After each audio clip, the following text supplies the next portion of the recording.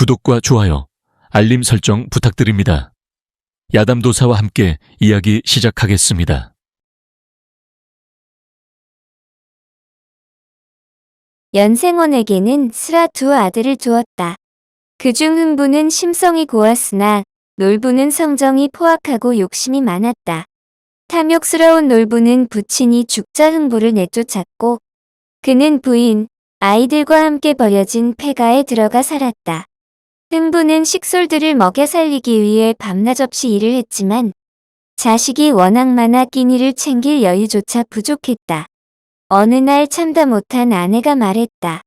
아이들을 이대로 더 굶길 수는 없으니 놀부 서방님의 집에서 쌀 한 대라도 부탁해보는 것은 어떨지요? 그리 많은 재산을 양보해 싸운데 그 정도 도움을 줄 염치는 있지 않겠습니까? 토끼 같은 마누라를 보던 흥부의 눈가도 촉촉해졌다. 마누라는 어릴 적부터 동네에서 미인으로 유명하였는데 옆 동네 사람들까지도 그녀를 담 너머로나마 쳐다보려고 기웃댈 만큼 아리따운 여인이었다. 여러 사람의 구애를 받은 그녀였으나 심성이 착한 흥부를 보고 마음이 이끌려 집안의 반대에도 불구하고 흥부가 살던 곳으로 도망쳐 나왔던 것이다. 신혼일 때의 걸랑 금슬이 원앙처럼 깊어 서로 눈만 봐도 울음을 걷는 듯하였다. 스라의 많은 아이들이 오래 이어진 사랑의 결실이라 하겠으니 부부의 우애가 얼마나 넓고 깊었는지 마을 사람들은 다 알 것이다. 그러나 놀부의 집에서 쫓겨나오듯 나와 무너져가는 집에 수수경단을 엮어놓고 지내기를 몇 달째 아이들은 먹을 걸 보채고 울고 자기조차 끼니를 못해 이젠 말라버린 듯하였다.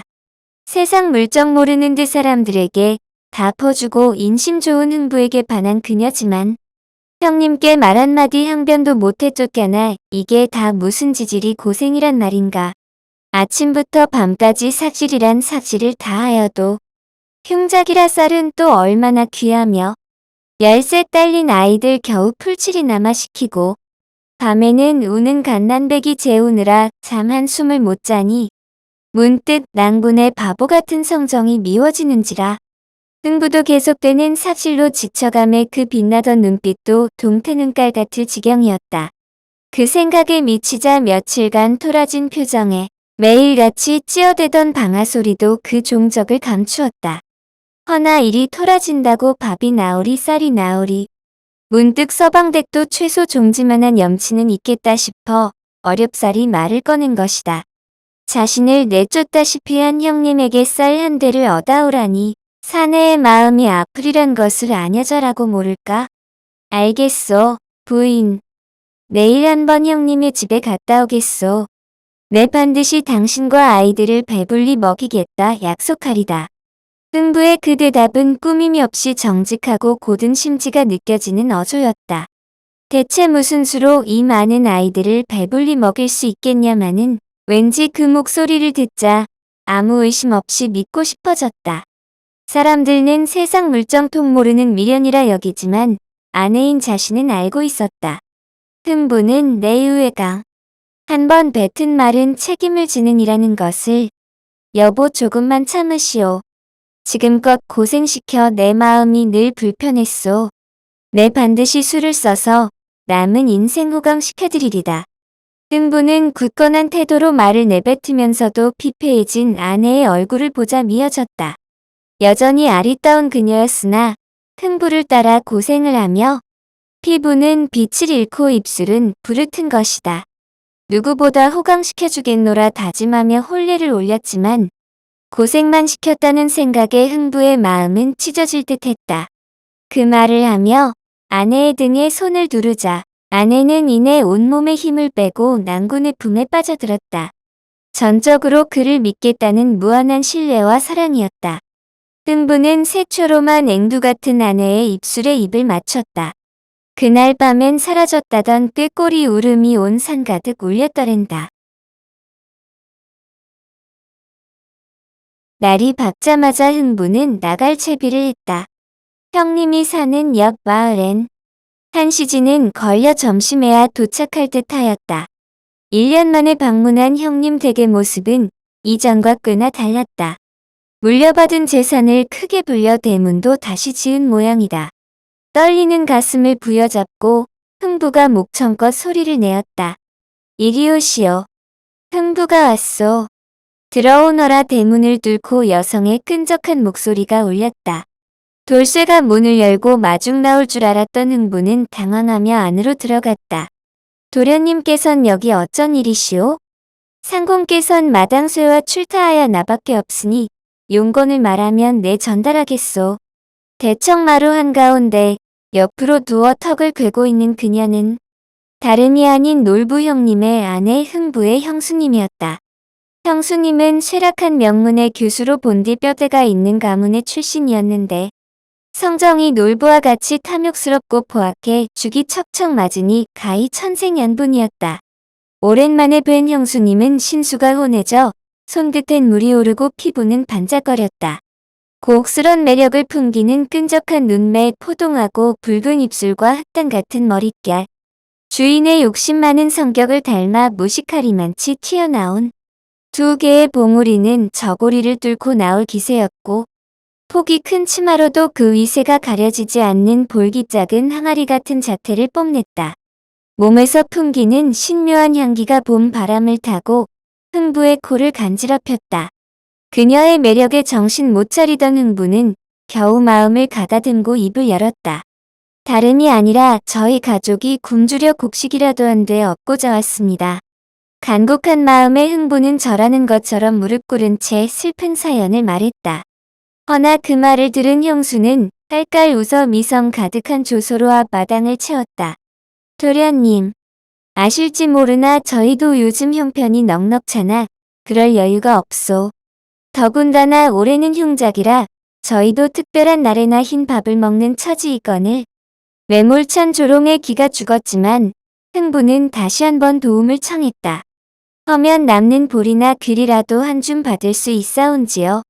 막둥이가 며칠째 굶어 암죽이라도 지어 먹이려 합니다. 처지가 처지인지라 흥부는 아무 항변도 하지 못하고 간곡한 어조로 여쭈었다. 그러나 형수는 그 간곡함엔 관심도 없는 듯 흘려들으며 대답했다. 안 됐지만 그것도 거절하오. 송아지 먹일 귀리도 부족한데 어찌 도련님을 도울 여유가 있겠소?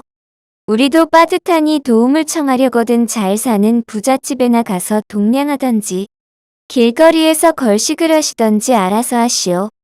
예전부터 마을 동물들은 못살게 굴고 없이 사는 이는 새치혀로 조롱을 일삼았던 형수였다.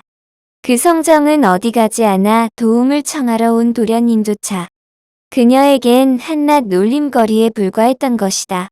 그는 지푸라기 붙잡는 심정으로 머리 조아리며 청탁했지만 조롱 섞인 거절만 돌아오자 낭떠러지로 떨어진 것처럼 눈앞이 캄캄했다.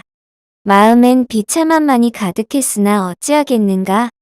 도움받을 여지가 없음을 깨달은 흥부는 체념하고 의례적인 작별 인사를 건넸다.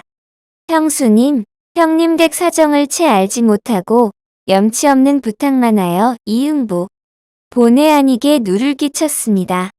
이만 돌아가겠사오니 편히 쉬십시오. 그런 흥부를 보던 형수는 불현듯 재미진 심술이 떠올랐는지 입꼬리를 삐죽 올리며 미소 짓더니 비록 처지가 곤궁하여 큰 도움을 드리기 곤란하오나 도련님이 오랜만에 방문하셨으니 따스한 밥이라도 한 끼 대접하는 것이 도리 아니겠사옵니까? 그 말에 흥부는 깜짝 놀라며 소리쳤다. 형수님의 은혜에 크게 감사드립니다. 이 흥부 며칠간 밥을 굶어 싸온 데 한 술이라도 떠주시면 하야와 같이 기쁘겠습니다. 흥부 방에 들어가 기다리니 형수가 금방 밥을 지어 상을 내왔는데 언뜻 보니 고봉밥에 짠지 맑은 숭늉이 올라 있었는데 이는 사실 쉰 밥에 돌 모래를 잔뜩 섞어 개도 안 먹는 밥이며 짠지는 마당에서 풀을 뽑아 소금을 잔뜩 넣었으며 갓 눈요강에서 떠올린 것을 숭늉인 채 형수가 상에 올린 것이었다. 형수는 먹지도 못할 밥상을 차려주고는 생색을 잔뜩 내었다. 차린 것이 없어 부끄러우나 심껏 드시지요. 흥부가 밥을 들어 오만상을 지을 것을 기대하던 형수는 흥부의 얼굴만 뚫어지게 바라보았다. 그런데 이게 웬일인가? 흥부는 짠지 올린 밥 한 술, 두 술. 걔는 감추듯 맛있게 먹어 치우더니 입가심으로 숭늉도 들이킨 것이다. 어느새 그릇에 남은 것 하나 없이 깨끗해지고 흥부는 배불리 먹어 만족하자. 이게 무슨 일인가 영문을 알 수 없어 뚫어지게 바라보았다. 이 흥부 굶주려 옥황상제 보기를 오늘 내일 하였는데 덕분에 구사일생하였습니다. 이리 맛있는 밥은 참 오랜만입니다. 내 정말 숭늉을 대접했단 말인가 싶어 그릇 바닥에 손가락을 찍어 맛을 보니 퇴퇴 역하게 비릿하고 시큼한 맛이 소피가 틀림없었다. 이내 화가 난 형수님은 외려 역정을 내기 시작했다. 네, 이놈. 무슨 술수를 부력에도 못 먹는 쉰 밥에 요강에서 떠온 숭늉을 산의 진미 마냥 먹어치운 게냐? 바른 대로 고하지 못할까? 이러자 흥부는 눈이 동그래져 놀라 답했다. 허허, 형수님께서는 모르셨겠사오나 이 흥부 태어나기부터 비위가 강하고 식성이 남과 달라 다른 이들에게 사특한 입맛이란 말을 듣긴 했사옵니다. 그렇다고는 하나 어찌 요강의 소피와 숭늉을 구분 못하고 쉰 밥과 갓 지은 밥을 구분 못하겠습니까? 형수님이 언행과 달리 흥부를 극진히 대접해 주시고 남사스러워 농을 하시는 걸 보니 재미있습니다. 그려. 형수의 말을 농이라고 생각한 흥부는 계속 말을 이었다. 밥은 풍미가 깊고 진하며 오독하게 씹히는 메조가 식감을 더했고 짠지는 싱싱한 데다가 간이 딱 제 입맛에 맞았습니다. 또한 숭늉은 어찌나 훌륭하던지 향긋한 내음이 가득해 마치 흑산도의 홍어의 버금 같습니다. 이 말을 들은 형수는 흥부가 맛을 제대로 느끼지 못하거나 혹은 남들과 완전 반대되는 미각을 가짐을 알아보았다. 이때 형수의 머릿속에 불현듯 생각이 떠오르니 형수는 남모를 고충을 가지고 있었는데 이에 대한 묘수가 떠오른 것이다. 다름 아닌 형수의 고민은 이러했다. 그녀의 체질이 특이해 씻어도 몸엔 시큼한 채취가 가득했고 늘상 향유를 바르고 향량을 지니며 거취했다. 그럼에도 밤에 행방을 할라치면 치마만 젖혀도 서방님이 코를 막고 도망가니 독수 공방을 한 지가 어언 3년인 것이다. 용한 의원을 찾아가도 병이 아닌 체질의 문제라 하니 고칠 길이 없어 막막하던 차였다. 이에 놀부가 허구한 날 기생집을 넘나들며 사랑을 나누는 동안 아내는 처량히 방 안에 누워 추위에 떨다 잠들고는 했다. 헌데 흥부라면 혹 다르지 않겠는가? 이 생각에 이르자 외로웠던 형수님의 볼은 상기되고 속눈썹은 새초롬이 흔들리니 흥부조차 그 모습을 보고 심장이 방망이질 두들기는 듯하였다. 순박한 흥부를 놀린 죄책감에 형수는 크게 부끄러워 고개를 푹 숙이고 말했다. 식사를 맛있게 드시니 이 몸이 한짓 부끄러 어쩔 줄 모르겠습니다. 후식으로 오얏과 매실을 한 접시 내올 터인데 맛보시겠습니까? 이에 흥부 끄덕이자 형수는 귀한 날 올리려 감춰둔 오얏과 매실을 상에 올리니 흥부 마다하지 않고 한 입 베어 물더니 극찬하더라.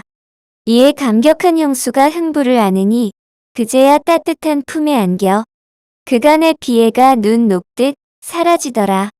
흥이 오른 형수는 여흥으로 검은 고를 켜니 맑고 청아한 음색에 흥부도 춤추고 노래하는구나. 한편 흥부의 아내는 그의 남편이 양식을 가져오길 오매불망 기다리고 있었는데 하룻밤 지나도 오지 않자 괜스레 불안해진 것이다. 이 양반이 오다가 개천에 빠졌나 산적에게 당했나 범에 물렸나. 그러다 저 멀리서 그의 그림자가 보이자마자 버선 발로 불이 나게 달려나갔다. 아이고 아이고 나는 우리 서방 세상 하직한 줄 알았네. 이 여편네 걱정이 태산이야. 내 형님 댁에 가서 극진히 대접을 받고 일이 많은 곡식이며 반찬이며 무거워 가져오느라 일이 늦었네. 어기여차 흥부가 받아온 잡곡밥의 조기에 아내가 삿갓 대신 받아온 임자떡에 뒷산에서 뜯은 고사리 취나물 가마솥에 따스한 밥 가득 짓고 맛깔나게 버무려 나무라고. 이게 얼마만에 보는 족이냐. 한 상 가득 차려놓고 오손도손 식사하니 한동안 못 들었던 웃음소리 가득하구나. 그 운부는 우연히 제비의 다리를 고쳐주었는데 그 제비가 은희를 갚고자 가져온 박씨를 앞마당에 심었다. 박씨는 잎을 내보이며 하루가 다르게 무럭무럭 자랐다. 어느새 응분의 집지붕에선 커다란 박들이 연그러갔다. 톡으로 박을 슬근슬근 자르니 온갖 금은 모아 곡식과 송아지 돼지 닭이 오르르 인부들이 쏟아져 나와 대감집 댁을 지어주니 흥부와 아내 얼싸안고 춤을 추는구나. 이 소식을 들은 놀부는 제비 쫓아다니다 다리가 부러지니 침상에 누워 끙끙거리기만 하더라. 제비 쫓던 놀부는 박 구경도 못했건만 형수님의 배는 큼지막한 박처럼 둥글둥글 연그러 갔다고 한다.